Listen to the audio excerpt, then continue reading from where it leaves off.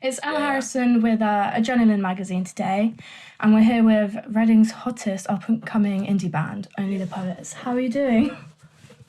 very good. I'm coming to you from Detroit in Michigan currently. Oh, nice. Yeah, you're on Uh, tour, aren't you? yeah, we're on tour with Wombat, so it is 11 a.m. here. Been up for about an hour. Feeling good though. Oh, good. Feeling good. Feeling alive. Do you have jet lag, or have you overcome it yet? Oh no, I've been in the States for 5 weeks now, so it's kind of become the norm. I did a bunch of writing in Nashville before we went on tour and then met the lads out here. So yeah, been here for 5 weeks with two to go. So it's a long old time to be away, but having a great time. Yeah, lovely. You've made history selling out the O2 Academy Brixton in 10 minutes for your £1 gig. What inspired you to play a headline for only £1?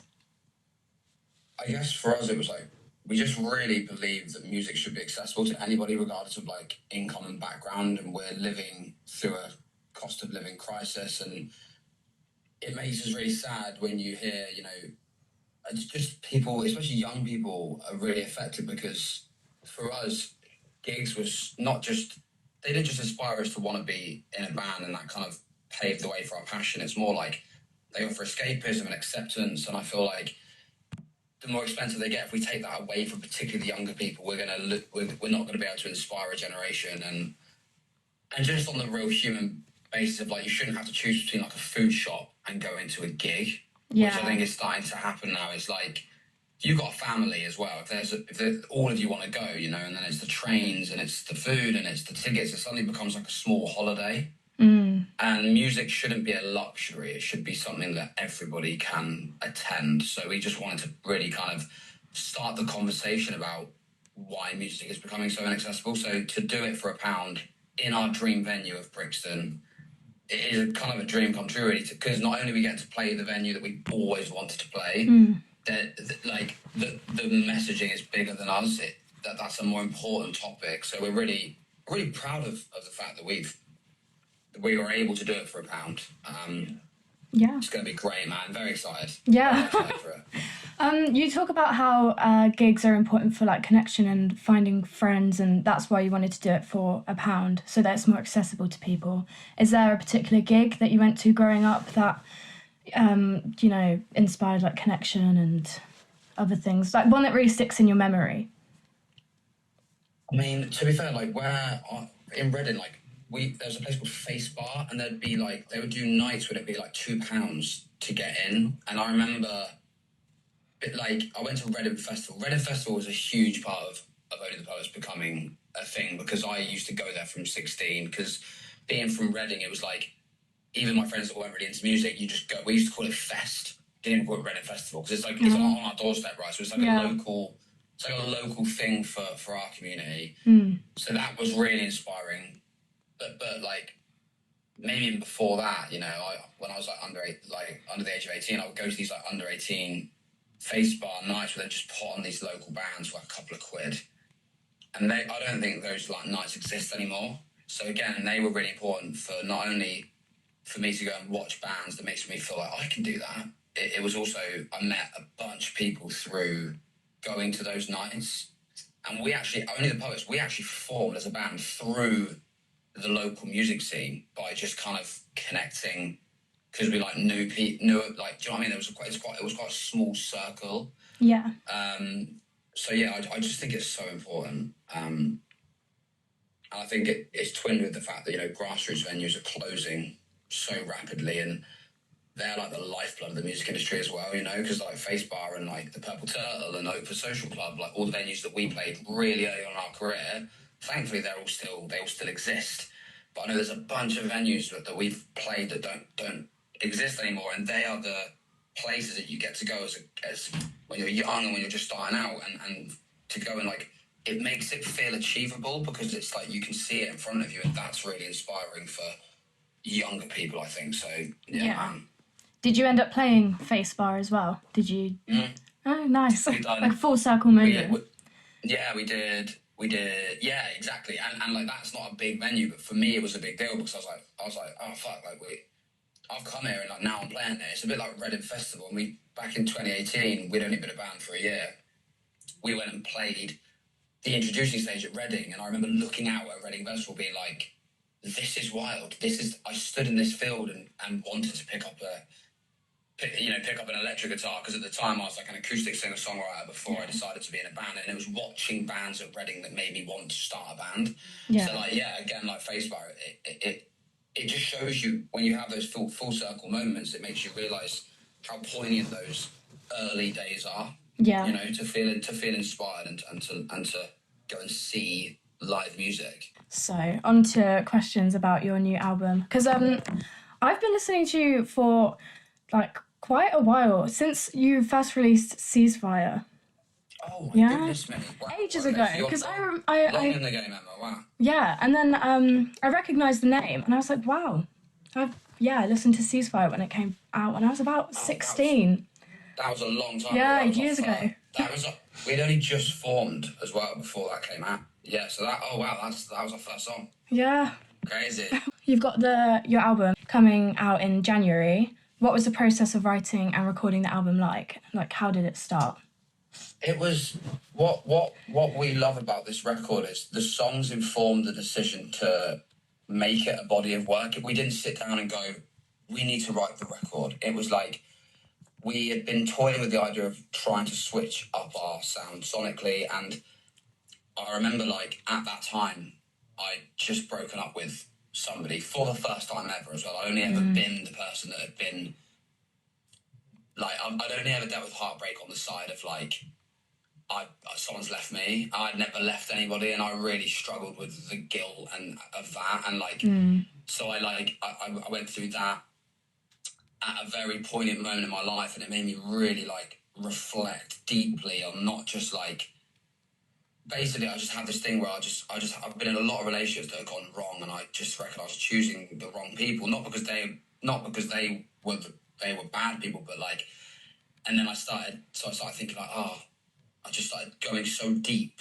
with my life and like all and kind of the mistakes I might have made along the way. So I wrote a song called "I Keep On Messing It Up," which actually is on the record, and we released it in January. It was the first song from "I'll Do It Again" that came, and it kind of informed. Just from that moment, it was poignant because I got so much therapy from it. I really had to scratch under the surface, but like, and then I literally went from that moment. It was like last year. Was it last year? I don't remember. It's all a blur. But like, basically from that moment to the end of it being written, I did it in like an 8-month period where I'd like fallen out of love and then fallen in love, but then I'd also there's loss in there. There's a lot of self-sabotage, and so it's a real journey of self-discovery that I went on. So I feel like this collection of songs that are on this record are so honest, and that's always kind of the way we've wanted to write. I'm a big advocate on mental health, and I feel like even though this is a song about mental health, I feel like the journey, the undertone of the record is about mental health, because it's about how we deal with everyday situations as humans and how we navigate those emotions, right? So I hope that people kind of feel that when they listen to the record. It's a very honest body of work, and yeah, I'm just really glad that, like, as hard as some of the songs were to write, it really kind of is a timestamp on a period in my life where I learned a lot about myself, like probably more in those 12 months than I have in the last like 12 years. But then also the reason why we wanted to call it "And I'll Do It Again" is because it's all about, you know, how everything happens for a reason, and we wouldn't change anything. So it wasn't just a soundtrack of kind of like my personal stuff. Me and the boys also had really deep conversations about the journey we've been on, and that's in there as well. So yeah, as much as I'm the singer and it comes from me lyrically, I feel like it's a representation of the four of us and how we just up everything up to this point, really. You know, so we're really proud of it, and Marks and Clem, our guitarist and drummer, co-produced it all, so it feels really cohesive, and like it's actually kind of a concept album, really, because we decided to kind of stitch songs together, and we want people to listen to it from start to finish. We don't want people to skip tracks. Obviously, look, you can still listen to it if you want to listen to track 9, 7, 4, whatever, but like we want people to sit with it and listen from start to finish, because the way that we did the track listing also is kind of the journey that I was going on, so it takes you on a little bit of a a musical, emotive journey. If you So like. there's an order to it. Yeah, there's definitely an order to it, and it's a little bit of genre bending, which is really fun. You know, there's a song called "Thinking About Your Ex" on there, which we've just released as a single.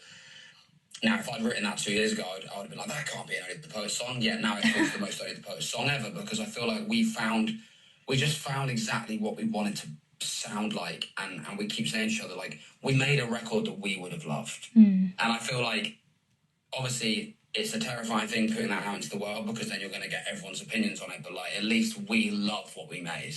Yeah. And I think as a band, for your debut album, that's really important. Yeah, I was surprised when I listened to like your newly released singles, because it is like a lot different to what your first releases were, which is what I listened to like years ago. And then I listened and I was like, wow, they've come a long way. It's because like I kind of had this epiphany where like bands inspired me to pick up instruments, and they are like, you know, my dad was a DJ. My dad used to play vinyl in the house. He used to play me like Oasis and the Stone Roses and Blur and all these like proper dad music. Brit pop that I was fascinated by, and that definitely informed me to want to pick up a guitar and start to write. But sort of like, if you skip ahead now, like, I'm a great lover of pop music, and I'm so fascinated by melody and lyrics and everything. So I feel like it got to the point where we weren't really listening to that much. We weren't really inspired by bands as much now from like a song standpoint. It was more like, we're just great lovers of like R&B and pop and bands. So we wanted to like bring all our influences in. Like Marcus and Clem are huge fans of McGee and Dijon, who are like 2 brilliant producers right now, and you can really hear that in the record. So yeah, I feel like there's a bit of the 4 of us in it, and I feel like if you take influences from the 4 of us and put it into a record, that's exactly what we've got, because it's not just guitar music that inspires us anymore. It's like, we are great lovers of pop music and bands and R&B and a bit of soul, jazz, whatever, like rap. We love everything. Not that there's rap in it, that's probably a bad example, but like, I do feel like there's genre bending songs on the record purely because we are inspired by different kind of sounding pop music. So Yeah. I'd say it's an alternative pop album for sure. I wouldn't say it's an indie pop record. I'd say it's an alternative pop album. Well, I think the next question is probably going to be a bit tricky then, because you said that you've got influences from all over the place. But if you could sum up Anna Do It Again in 3 words, what would they be?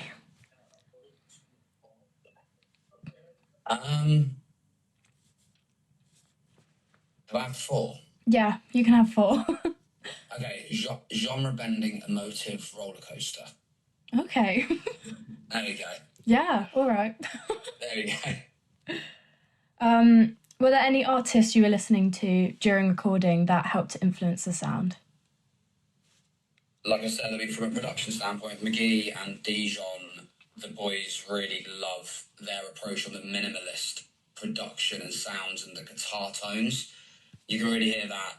Dandelion, our producer, he has a real ear for unique. The way he tackles production is just really unique. So even him coming in, like, was inspiring to us because he brought his brain that's full of like unique ideas to the table. So I think the combination of like us and him really did create this unique sounding record, which we're really proud of. But like I said, for me, I am just a great lover of brilliant pop music. So, you know, I wouldn't be able to pinpoint exactly what I was listening to at the time, because I just am constantly listening to everything that's new and old. Yeah, I mean, like, for me, I try not to study people's lyrics too hard, because I feel like melody, and I get really inspired by someone's melody, but the lyric has to come from me and my emotions and my feelings. So I feel like that's better for me, just to kind of stick with what I know with that, and not make it too. What am I trying to say? Like, kind of like me. Not like, I don't want to like try and start thinking, oh, maybe I should try and write lyrics that way. It's like, I'm just going to write how I feel, because I just word vomit. Yeah. It's like, I'm feeling this particular way today, and I'm just going to talk about it. Okay. But yeah, I mean, like, what was really amazing was to hear what I love the most about the album is the songs, like the melody and the lyrics I'd written, to then see what the boys did and brought them really to life, and by pulling in all those amazing influences, and Dan as well, like creating such a great world. And then I feel like because they did that early on, because I was still writing when we were starting to record some of the songs, their productions inspired me to want to kind of go down different avenues as well. So it was a really cool process. I loved it. I absolutely loved it. I'm excited to do the next one. Is it on the horizon? Out, yeah. Well, we're obviously, like, you've always got, you know, we're very excited for it to come out. But yeah, I mean, you know, it's no secret that, you know, you're normally thinking 6 months ahead. So yeah, I mean, there's not been a formal conversation yet, but like, once that comes out in Jan, it'll be what's next, you know. But I'm very excited for everyone to hear it. Really am. Yeah. You say you're a big lover of pop music. Do you have a favourite pop artist or a couple of favourite pop artists? Right now? Yeah. I think Olivia Dean is a superstar. Yeah, I agree. I think Man I Need is unbelievable. And that's a great example, right? That Olivia Dean does not sound anything like Only the Birds, but when I listen to that and I listen to her melodies, that's inspiring for me, because I just think it's brilliant in every way. Her record's amazing. I actually just listened to have you listened to Lily Allen's? Oh, I absolutely love it. It's been on repeat all week. It is so brilliantly narrative, and so refreshing that, like, and again, that's actually quite a good example of someone that I listened to that record a few days ago whilst I've been in America. I just listened to it in the van from start to finish, and I could, like, the imagery that my brain, like, do you know what I mean? Because it's so, like, on the nose, but so brilliantly detailed, and obviously it's really hard because she clearly went through an awful divorce and things. But, like, I just think what Lily Allen did so well all those years ago was the way she wrote was so, like, there was so much narrative, and it was the storytelling aspect was brilliant. So it's really refreshing, because I feel like nowadays people aren't writing as much like that. So I just thought that was really refreshing. And there's also an artist called Mini Trees that I don't think many people have heard of, who's amazing. You should check her out. Oh, okay. Just stumbled upon her. Mini Trees is brilliant. Her album's about to come out, which is brilliant. I love just going on Spotify and, like, using the radio to try and find new artists as well. Sometimes I'll just sit and, like, love a song and sit with it, and I don't even know who it's by, because I'm, like, on a run or whatever, and I'm just listening, like, this sounds brilliant. So I'm always listening to my day lists. Do you have day lists? Yeah. Because it always brings you the ones that you'd like to listen to, or always on there. What's your favourite song from Lily Allen's new album, out of curiosity?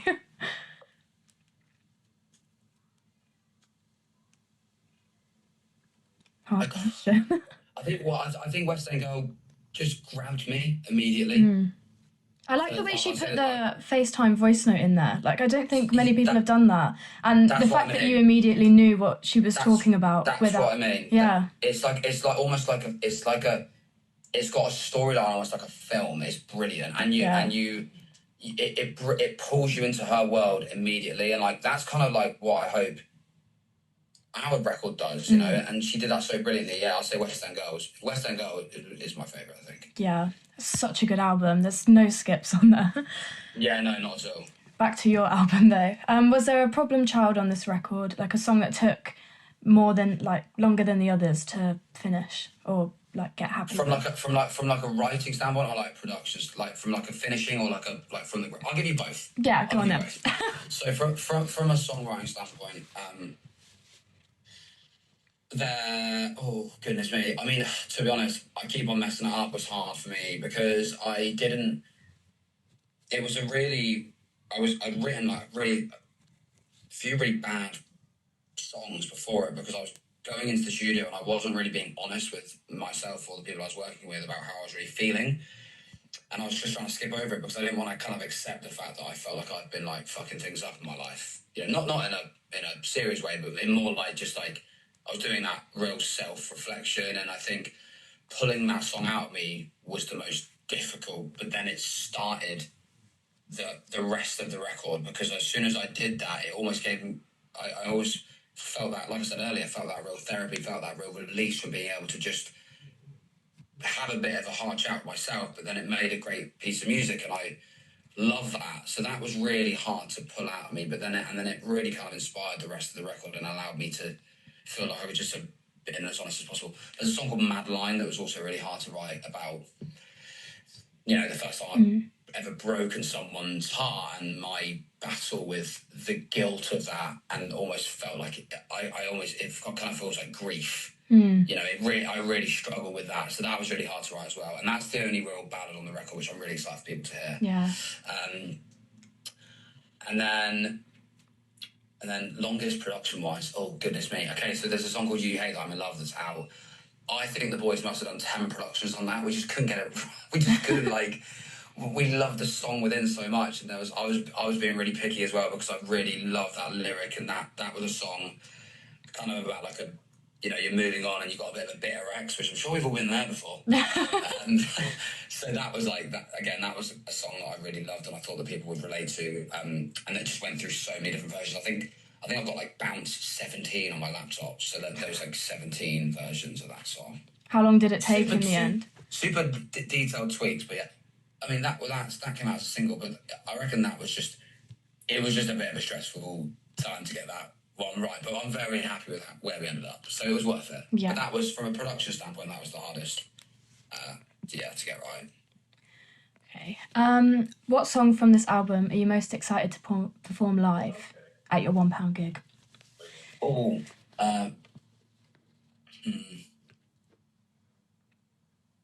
there's a song called Monumental that I love so much. So I'm very excited to play that. It actually, I'm not going to ruin it, but it's a point in the album that I think it's great as well. So I'm excited. I just love that song so much.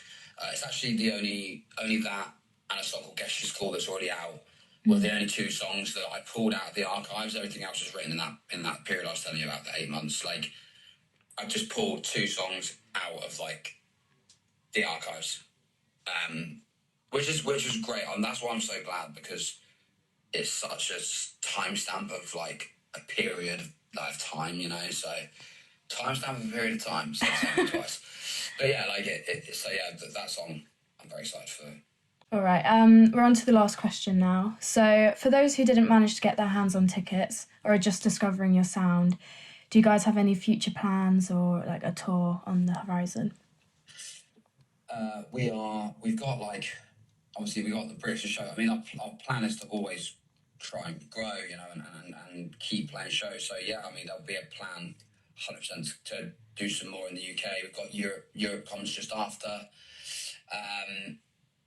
Yeah, I mean, just keep your eyes peeled, because obviously once this record's out in the world, we'll be thinking about what life looks like after it, you know, and we're a band that have always played shows, and that is at the forefront of everything we believe in, and we're just so excited to be doing Brixton, and yeah, let's hope that we can just continue to grow beyond that and keep spreading important messages like the accessibility for music, because that is, like I said earlier, Brixton's great and it's massive for us, but the messaging is bigger, and if we can start that conversation, then I think we've won really with that.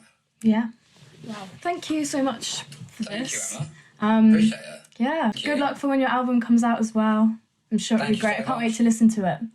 Yeah, it's going to be exciting, man. We're very, very excited. Yeah. Thanks for your